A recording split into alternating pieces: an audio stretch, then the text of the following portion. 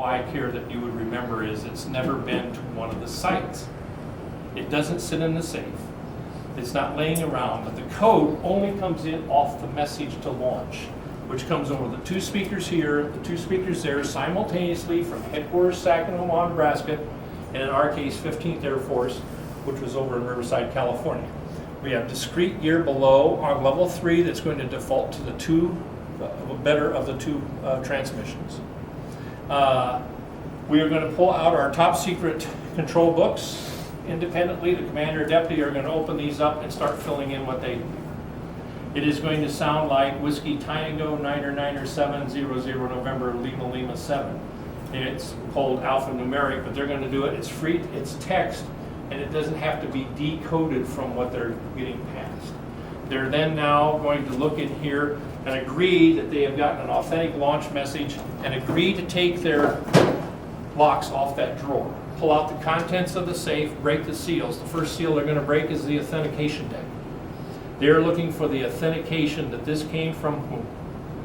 President. The President of the United States, the only one authorized. During the Cold War, you always saw the Lieutenant Colonel, normally Army, who had a handcuffed briefcase called the football that was beside every official diplomatic picture that was always there. The individual now is in the next room these days, but that is the codes. They open that briefcase. The commander-in-chief, the president, will break the seal on that, pull out a key, pull out a card, hand it, which is then passed the Pentagon and out to the sites for implementation. They're also going to break the seal of the key. The keys are inserted. One is here, the other one is there. They're going to go through their checklist. Now, these keys are too far for me to reach. They are spring-loaded like a car ignition. They are going to be turned to the right, but they'll spring back. They must be turned within 3 seconds. They must be held together for 5. So again, like opening the safe drawer, it will take 2 to launch the missile. If you'll place your left hand on that key, you're going to push it to turn to the right. We're going to count it down, 3, 2, 1. In fact, you count, 3, and I'll turn. 2, 1. Turn, hold. 1, 2, 3. You may release. What you started, we cannot stop. The missile can shut itself down and we can get it started up again, but we're now out of the loop, so to speak, because it's on its own. Green light says that we do have the proper code in and it will open that pin.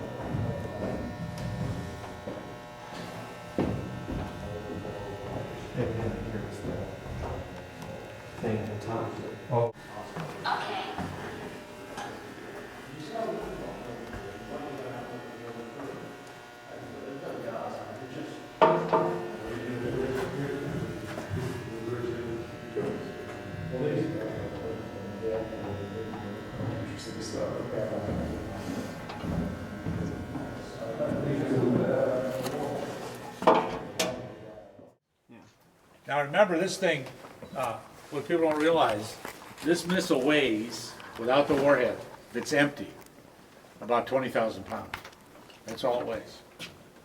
Now you put the fuel on it and the warhead, and you're looking at 330,000 pounds. Wow. Yes, yeah, wow, yeah. It gets up there pretty quick. Big difference. When you add, well, you figure 25,000 gallons of fuel on the first stage, Yeah. 6,000 on the second. So you're looking at 31,000 pounds of fuel, or 31 gallons of fuel, plus a warhead that weighs about What does that weigh? about 8,000 pounds. Yeah. So you're looking at a pretty big advance here. Now, if y'all want something for posterity, you can step over here and you can. We could prove that this was used as a prop for a movie. We still got the stage set number on here. If you need to be to firm things up, we got it right here. stage set number? Yeah. Star Trek 3:05. They forgot to take it off when they put it back in the proper configuration. So the missile is sitting on like those 4-liter. Actually, it's sitting on this thrust mount, right? And Those it's held there four. with those 4 explosive bolts. It releases 80% power, it fires the explosive bolts. Are they they explode? What's that? How did it become detached? They're explosive devices, they got charger. Ah, so They're like- explosive bolts. electrical trigger? They're explosive, yes. They're explosive. Remember I told you that's why 103's off? Yeah. And what prevents the missile to just tip into one of the sides? It locks it into place. The missile system vertical, and this, when you get ready to launch, this platform is locked into place. And when you fire explosive bolts, it goes straight up. So it's strong enough to tilting and hitting it. Whereas, I was telling somebody Atlas was basically, you had to be pressurized or something at all time. It was actually a balloon. Not to be in a balloon. So thrust vector, how does it get out of the silo in the proper direction? What if they were to what if something is off a half a degree down here at the bottom? What's to keep it from going out of control? What guides this thing? It doesn't have any gyros in it as such. Yes, it does. That's what's To, in the to IMU truly, set. but that's only for guidance to let it know where it's going. But that doesn't hold the missile where it needs to go, does it? The vectors, where am I here? Is it some vernier calibration No, on these there's thrust nothing, no, vectors it's down just, here? it's just that the engines are straight down, you're getting pushed straight up. But as what far if as I know. But what if it's off a quarter degree?